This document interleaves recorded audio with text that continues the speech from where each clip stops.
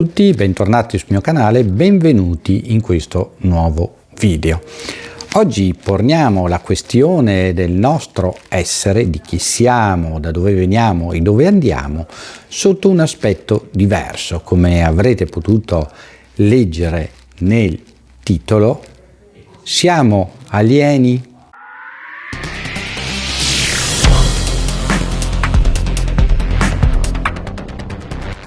Spesso voi che mi seguite mi scrivete degli alieni, mi scrivete di altre situazioni, ma soprattutto mi ponete il dubbio se noi siamo veramente figli di Dio, nel caso di chi ha fede ovviamente crede in Dio, o figli di altri dei o addirittura figli di alieni. Quindi siamo noi stessi degli alieni? Se dovessimo prendere l'etimologia di alieno, lo siamo sicuramente perché siamo esseri speciali, particolari, diversi da tutti gli altri esseri viventi sulla Terra e quindi siamo alieni sulla Terra. Secondo quello che ci dicono i Vangeli, poi noi siamo su questa terra, ma non siamo di questa terra, così ci dice Gesù, indicando la nostra parte spirituale che è creata a immagine e somiglianza di Dio e che deve vivere per un breve periodo della vita appunto in questa terra attraverso il corpo fisico che ci viene donato. Ma andiamo a vedere più in profondità perché si pensa, si parla, si dice sempre più costantemente che potremmo essere o figli degli alieni o che comunque gli alieni potrebbero essere copartecipi come aiutanti di Dio alla nostra creazione. Iniziamo a chiarire alcuni dubbi, tra cui quello degli angeli. La parola angelo deriva dal latino angelus, che a sua volta deriva dalla parola greca angelos, che ovviamente veniva utilizzata nelle prime scritture. Sapete che il greco in antichità era come l'inglese oggi, quindi la lingua più diffusa e più utilizzata per essere comprensibile a livello mondiale. Il significato vero della parola è messaggero.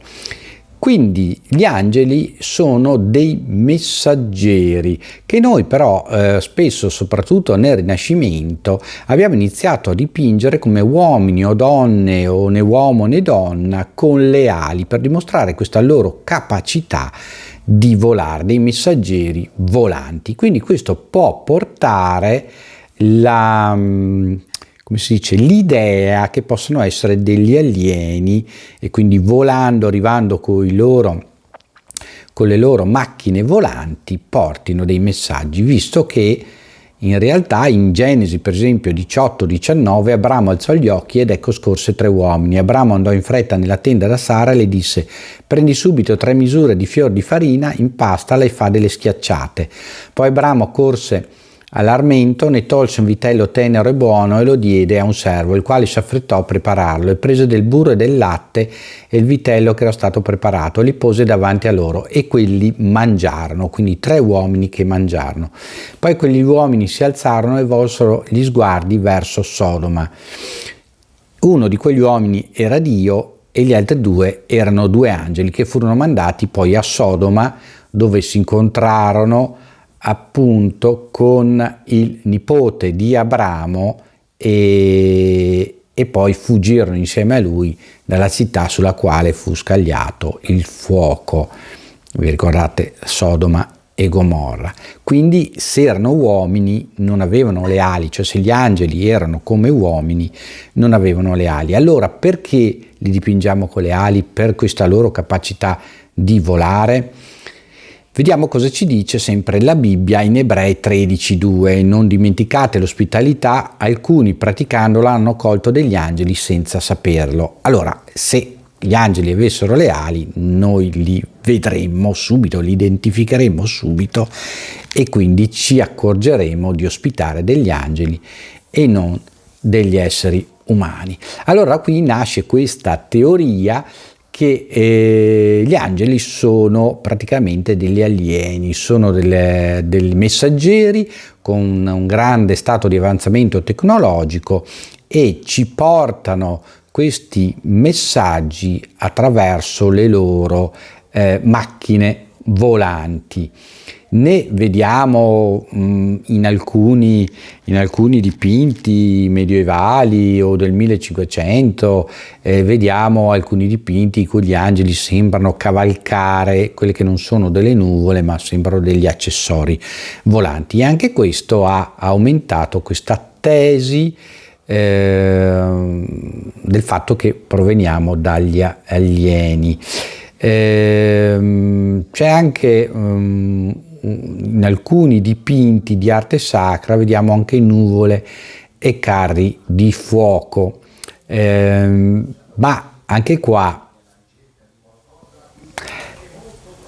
è un po' tirata, diciamo così, l'idea è un po' tirata per dimostrare queste cose. In realtà, come abbiamo ben visto, gli uomini in passato, non conoscendo la tecnologia, se avessero visto per esempio un aereo, un jet moderno, un Boeing 747, non sapendolo come identificarlo, perché il nostro cervello va per assonanza, cioè cerca di identificare delle esperienze che non conosce con cose che conosce e quindi di catalogarle come tale, come un uccello di ferro, un uccello d'acciaio. Ma mai avrebbe pensato che fosse un oggetto volante creato dall'uomo, perché non c'era la capacità di capire questo concetto. Infine in Ezechiele al centro apparve la figura di 4 esseri animati, di quali era l'aspetto, avevano sembianza umana.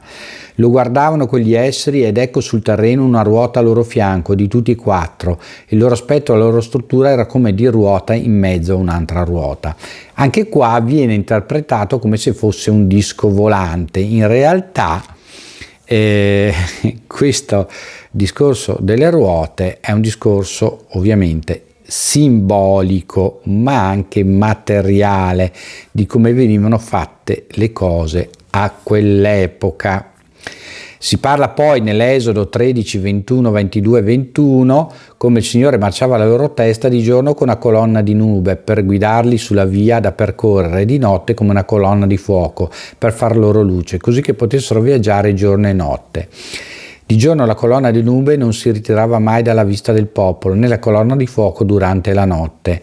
Quindi anche lì viene fatta una presunzione che potesse essere una nave volante, un oggetto volante sul quale Dio o questo alieno avesse condotto le popolazioni. In realtà il discorso è ben diverso. È ben diverso perché anche qua non basta la sola traduzione letterale quando si incontrano questi percorsi biblici, ma va studiato come vivevano allora, il modo di pensare di allora, le regole di allora, gli usi e costumi, tutta una serie di cose. E scopriremo allora che ci sono delle spiegazioni ben evidenti di come loro descrivono le cose. C'è da dire poi che fino al secondo secolo d.C. non si tendeva a parlare di particolari, ma si parlava solo e esclusivamente del fatto sostanziale, per cui difficile anche spiegare questo discorso. Poi invece, se noi usciamo dai libri biblici o dai libri religiosi, possiamo trovare un'infinità di scritture fatte dai contattisti, fatte da altre persone. Addirittura vi ricordo che qualche anno fa gli Stati Uniti d'America fecero una dichiarazione ufficiale nella quale dissero che c'erano probabilità che esistevano vite di altri pianeti. Questo però abbiamo visto anche su Marte, abbiamo trovato dei microorganismi, quindi questo potrebbe essere possibile. Questo però non sta a indicare che noi siamo degli alieni nel senso fisico, nel senso che nasciamo come alieni e continuiamo a vivere come alieni, oppure che gli alieni siano gli angeli o persone che ci portano la luce di Dio. Perché questa sarebbe comunque una visione materialistica e annichilente, perché se gli angeli non li consideriamo per il verso giusto esseri spirituali, non avrebbe neanche senso pensare ad altro. Tant'è vero che sempre nei Vangeli, quando Gesù risuscita, che compare quest'angelo col viso a forma di fulmine, cioè come fulmine era, è proprio il senso che non era un corpo umano fisico, ma era un corpo di energia spirituale, proprio come un fulmine. Quindi alieno sì, ma non extraterrestre nel senso di omino verde che viene dallo spazio o di alieni con le astronavi. Alieni nel senso che non sono di questo mondo. Questo sì. Lo stesso vale per noi. Come dice il grande saggio, noi non siamo esseri umani che hanno delle esperienze spirituali, ma siamo degli esseri spirituali che hanno delle esperienze umane. Scrivetemi qua sotto nei commenti cosa ne pensate di questa spiegazione del fatto che non siamo alieni, mettete un like, condividete il video, condividetelo nei vostri social, aiutate il canale a crescere, iscrivetevi al canale in quanto solo il 20% di voi è iscritto. Ci vediamo in un prossimo video dove magari approfondiremo anche questo tema. Ciao a tutti da Ermanno. Ciao!